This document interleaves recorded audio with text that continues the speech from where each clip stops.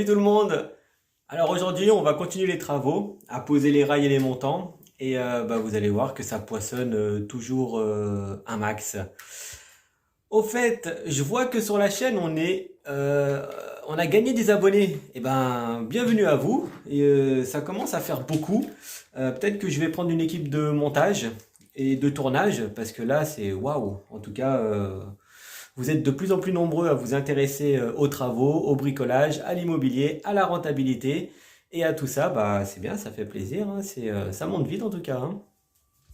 Bienvenue dans ce nouvel épisode où on va continuer la pose de rails et de plaques de placo. Ça ressemble à ça.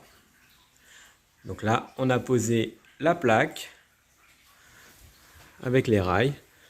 On met des petites vis autoforantes qui viennent derrière. Alors s'il y a un trou, c'est pas très grave parce que sur chaque vis, on viendra mettre un coup d'enduit.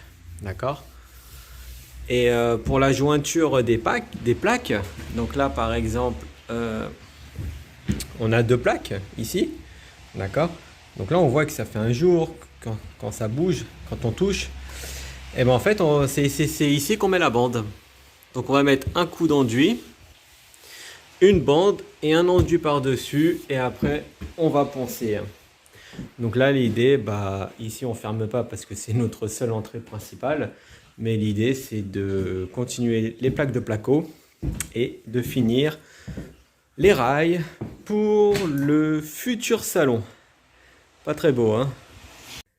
Bon, je ne sais pas si vous vous rappelez de la petite fuite que j'avais dans ce studio. Bon, là, du coup, j'ai réouvert la plaque, là où j'avais mis des petits papiers de PQ pour voir s'il y avait une micro-fuite. Et apparemment, il n'y a rien qui coule, quoi. Alors je sais pas d'où ça vient, si c'était avant qu'il y avait la fuite et depuis je l'ai réparé sans savoir. Donc ouais, bon, j'en sais rien. Je sais pas du tout quoi faire. À part peut-être changer le parquet d'ici quelques mois. Bon, petite bricole, avant de commencer le boulot. Je veux mettre un groom ou un vroom, je crois que c'est un groom, sur la porte, de manière à ce que quand les gens ils rentrent dans l'immeuble pour aller à leur appartement, comme ils oublient à chaque fois de fermer une porte, même s'ils l'ouvrent, ils se disent pas tiens il faut peut-être la fermer. Par contre la porte de l'appartement, ça ils la ferment bien à clé.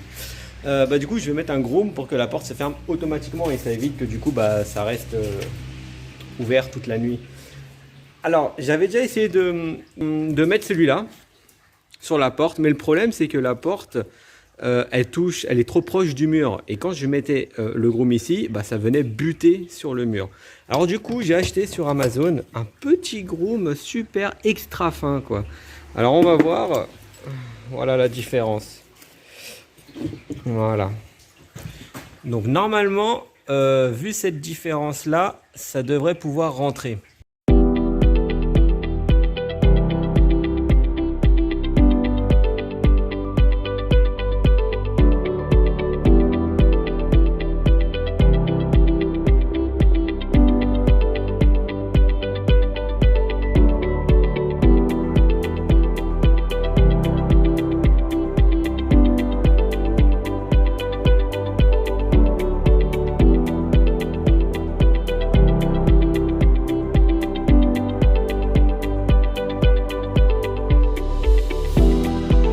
Et voilà, le groom est installé.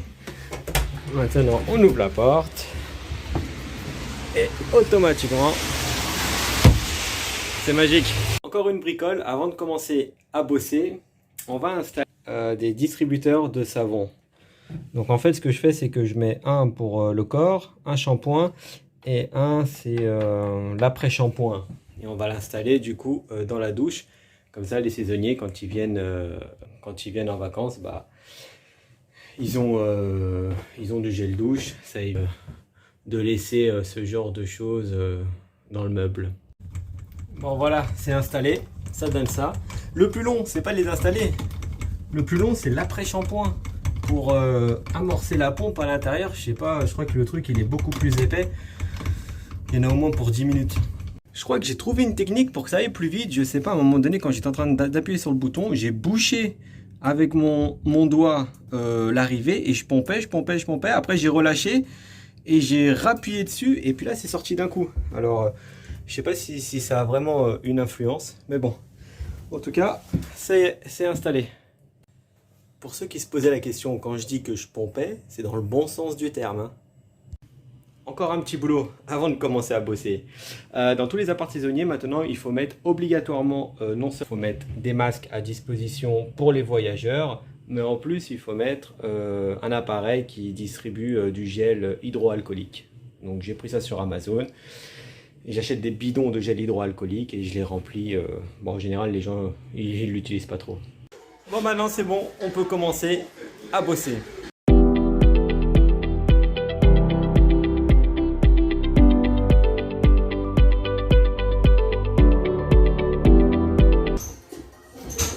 Voilà, l'idée c'est que là ce sera la future cuisine et ça c'est les évacs générales. Donc l'idée c'est de faire un petit trou ici et pour pouvoir mettre un tube de 40 qui viendra accueillir l'évier. On va mettre, ça s'appelle une selle. Et ouais, c'est pas de la merde, ça coûte cher. Donc on va faire un petit trou ici, on va mettre la selle ici et on va le coller bien évidemment et après on va venir mettre notre petit tube de 40 ici et la plaque de placo viendra se positionner ici, comme ça on aura au moins un tube de 40 pour accorder notre évier, le bac d'évier.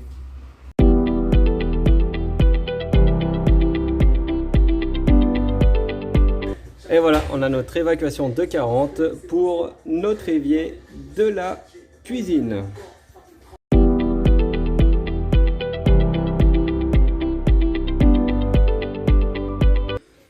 Bon, là j'ai posé mon rail en bas, le montant et le rail là-haut.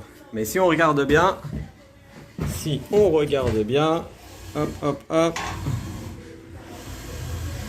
je suis pas de niveau. En fait, c'est parce que le truc noir, normalement le rail, il devrait venir ici, là, beaucoup plus proche du mur. Et le truc noir, j'ai pas réussi à l'enlever, j'ai essayé, c'est galère et tout, j'ai passé au moins 10 minutes. Il faut trop mettre d'huile de coude. Alors du coup, j'ai trouvé la solution, mon rail, je le décale, donc je vais perdre quand même quelques centimètres. Et ce rail-là, je vais le ravancer de quelques centimètres. Et puis voilà. Déjà bricolé. Ça fait chier. Alors on va pas se faire chier encore plus. Donc là, comment mettre le montant droit? Donc on a le rail en haut qui est déjà fixé. J'ai déjà placé un montant ici. Et là le rail en bas. Mais le rail il n'est pas fixé. D'accord? Le rail il bouge. D'accord? Et bien en fait ce que je vais faire pour savoir de combien je vais le mettre, je vais prendre mon niveau. Et je vais regarder. Là, par exemple, il faudrait peut-être que je le rapproche vers moi. Donc, je le rapproche. Hop. Jusqu'à temps qu'il soit de niveau. Voilà. Et une fois qu'il est de niveau, eh ben, je peux visser le rail en bas. Et je vais faire pareil ici. Je vais mettre un montant jusqu'en haut. Je vais le mettre de niveau. Et je vais fixer, je vais mettre une autre vis sur le rail du bas. Et après, je peux continuer à mettre des vis, moi, tout le long. La journée se termine. On va regarder ce que ça donne. Alors, on ne peut pas encore emménager tout de suite. Hop! Toute la chambre est plaquée. Alors, s'il y a un jour en haut, c'est pas très grave, puisque de toute façon, je vais abaisser le plafond. Donc, ça se verra plus. Donc là, la porte. Elle n'y est pas. On rentre. Cuisine, salle d'eau. Et dans le salon, je suis en train de railler. Il faut que j'achète la baie vitrée, la porte-fenêtre, parce qu'il va falloir que je la change. Elle est un petit peu dégueulasse. Ouais, je l'aurais bien gardée, mais c'est à cause des toiles d'araignée là-haut. Là.